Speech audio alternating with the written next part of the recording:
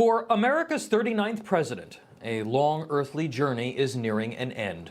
Hail to the Chief was last played for him 42 years ago, and soon it will be played one more time in tribute to his service. President Jimmy Carter provides us with some lessons for leadership, but it might not be what you think.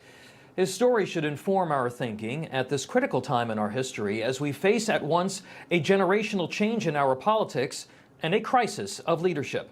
The presidency of the peanut farmer from Plains, Georgia, was born out of Americans' exhaustion over Vietnam, Watergate, and by some measure the urban decay and moral corrosion that were hallmarks of 1970s America.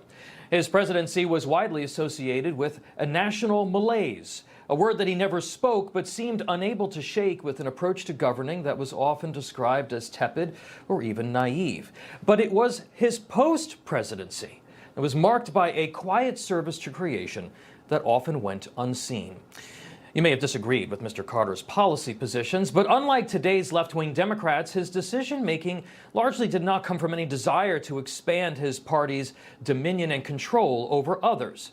His approach wasn't brutish. Mr. Carter looked at life and leadership through the lens of a biblical worldview, something lost on many Democrats today who have abandoned that truth for moral relativism and the religion of the state. Unlike the Obamas, who live high on the hog, inking their Netflix and book deals worth tens of millions, Mr. Carter was no sellout. Unlike the Clintons, who established a nonprofit that became embroiled in scandal over its use of funds, allegedly to help finance a lavish lifestyle rather than improve lives, Jimmy Carter served others rather than himself. Perhaps his greatest lesson for America's next generation of leaders, for it certainly seems lost on the current lot, is that the truest measure of leadership is how you act and what you do when the cameras are off. In that regard, the one-term President Carter was a giant. For all those in both parties who exploit tragedy and calamity for political gain, who are attracted to cameras like gnats to a flame, embracing Mr. Carter's approach would help restore some measure of confidence in our system. President Carter never lived a solid gold lifestyle. He still lives with Rosalind in the small house that he bought decades ago. In 2018, it was valued at just $168,000. That's less than the cost of the Secret Service vehicles usually parked out front. Mr. Carter never sought to cash out and lend his name to a whole bunch of corporate boards or sell NFTs. He never fell into the trap of the idolatry of fame. Well into his 90s, he walked to church. When he became involved with Habitat for Humanity, he didn't do it to make a buck. For decades, he picked up a hammer, he carried lumber, and labored alongside families who would one day make that wood frame a home. You can scarcely imagine Joe Biden or Barack Obama or Donald Trump covered in sawdust, hauling lumber for hours, or digging a foundation, unless they were being followed by a bevy of reporters, and even then, it's kind of a stretch. Mr. Carter chose humility rather than hubris as a roadmap for living. Real leaders do the same.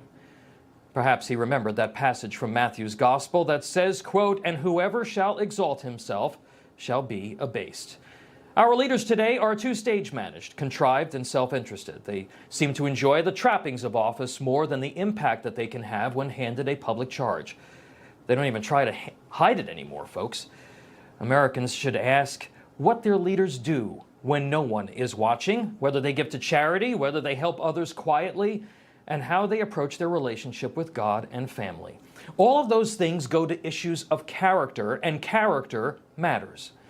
The presidency is a noble and often lonely institution, and America's presidents should be comfortable with both of those attributes. As a Christian, Jimmy Carter believed that this life is transitory and altogether a preparation for the next one. His approach wasn't self-centered or aggrandizing in a way that has become the hallmark of our celebrity politicians, who in so many ways are so big today, yet so small. Mr. Carter and George H.W. Bush came from a now bygone era when former presidents didn't seek to recapture former glory. They were accepting of the judgment of people and of history, and they understood that the responsibility of leadership continued, but that it would change in tone and in character.